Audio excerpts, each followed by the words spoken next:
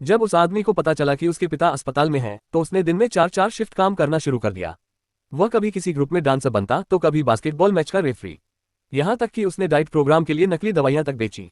कभी मोटे आदमी का रूप बनाता, कभी लिफ्ट में अजीब तरीके से चढ़ता, कभी मोटरसाइकिल पर निकल जाता और बच्चों को हंसाने मनाने की कोशिश करता। इतनी मेहनत और जद्दोजहद के बाद भी उसे आधी ही तनख्वाह मिली। लेकिन उसके दोस्तों ने उसकी मेहनत और लगन की बहुत तारीफ की। उस आदमी ने कहा, ये सब मेरे पिता के लिए है और इसके लिए मैं सब सहने को तैयार हूँ। लेकिन जब वह अस्पताल पहुंचा तो हैरान रह गया। उसका पिता न तो बीमार था और न ही उसे पैसों की जरूरत थी।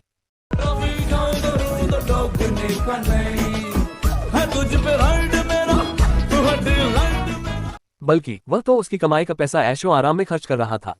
और सबसे बड़ा झटका तो तब लगा जब आदमी को पता चला कि वह बूढ़ा आदमी उसका असली पिता है ही नहीं। असल में उसने तो सिर्फ उसे पैसे कमाने की मशीन समझा था। गोद लिए हुए पिता के शब्द सुनकर आदमी बिल्कुल टूट गया। वह सोचने लगा, तो फिर मेरा असली पिता कौन है? पर गोद लिए हुए पिता को भी इसका जवाब नहीं पता था। असलियत यह थी कि जब वह छोटा था उसकी मां के साथ हादसा हुआ और वह मर गया। उस समय इस आदमी को गोद लेने वाला सिर्फ इसलिए आगे आया था ताकि मुआवजे की रकम हड़प सके। स्पष्ट था कि वह गोद लिया हुआ पिता बहुत ही घटिया इंसान था। लेकिन अच्छी बात यह रही कि उस आदमी की जिंदगी में एक ऐसी लड़की थी जो उसे सच्चे दिल से चाहती थी। वह उसकी गरीबी से भी परेशान नहीं होती थी। लेकिन उसकी एक समस्या थी, उसका लालची ससुर। बिजली बचाने के नाम पर वह ससुर रात को सिर्फ मोमबत्ती जलाता, बल्ब तक जलाने से मना कर देता। और ऐसे आदमी की सोच यही थी कि जब तक वह युवक करोड़पति न बने शादी की इजाजत नहीं मिलेगी। गुस्से में आकर उस आदमी ने सारे लाइट्स चालू कर दिए।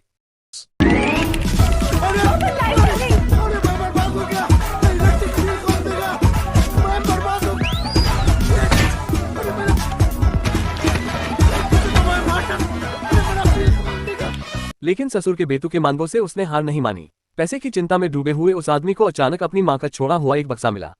उसमें एक प्रेम पत्र, एक पॉकेट वॉच और उसके असली माता पिता की तस्वीर थी। जब उसने पॉकेट वॉच खोली और अपने असली पिता का चेहरा देखा तो वह खुशी से झूम उठा। असल में उसका पिता एक बहुत बड़ा हीरा व्यापारी था। इसका मतलब था कि वह जल्द ही करोड़पति बन सकता है। लेकिन किस्मत ने फिर से खेल खेला। जब उसने ये खुशी मनाई तभी खबर मिली कि हीरा व्यापारी आज ही मर गया है। आदमी चौंक गया, हे भगवान, क्या ये मजाक है? उसका दोस्त दुखी हो गया, लेकिन वह आदमी और भी बेचैन, क्योंकि खबरों में साफ था कि उस हीरा व्यापारी का कोई वारिस नहीं है, न कोई बच्चा, न कोई रिश्तेदार। और मरने से पहले उसने 30 अरब की संपत्ति छोड़ी थी। अब यह साफ हो गया कि वही अकेला इसका असली वारिस है।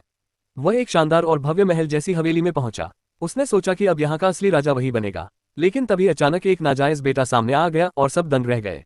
अब सवाल ये था, असली वारिस कौन है? वकील ने पूछा, आप कैसे साबित करेंगे कि आप उस व्यापारी के बेटे हैं? आदमी ने तुरंत अपनी मां के पास रखे हुए प्रेम पत्र, पॉकेट वॉच और परिवार की तस्वीरें दिखाईं। उसने कहा, अगर भरोसा नहीं है तो मेरा खून ले लीजिए, डीएनए टेस्ट करवा लीजिए, अब तो मान जाना चाहिए। लेकिन तमाम कोशिशों के बाद भी उसका दावा मान्य नहीं हुआ। वकील ने बताया कि व्यापारी ने मरने से पहले वसीयत बना दी थी। ये सुनकर आदमी गुस्से से कांप उठा। किसने मेरी संपत्ति छीन ली? सिमोन, मेरी तरफ देख, मेरी आंखों में आंखें डाल, मोड़ कुर्सी।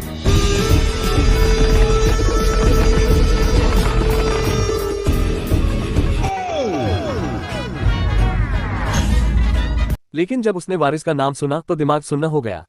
उस 30 अरब की संपत्ति का वारिस कोई इंसान नहीं बल्कि एक कुत्ता निकला। वकील ने कहा, व्यापारी ने अपनी मौत से पहले अपनी गलती पर अफसोस जताया था। उसे अपनी प्रेमिका को छोड़ने का पछतावा था और शायद यही कारण था कि उसने इंसानों से ज्यादा वफादार कुत्ते को ही अपनी संपत्ति दे दी।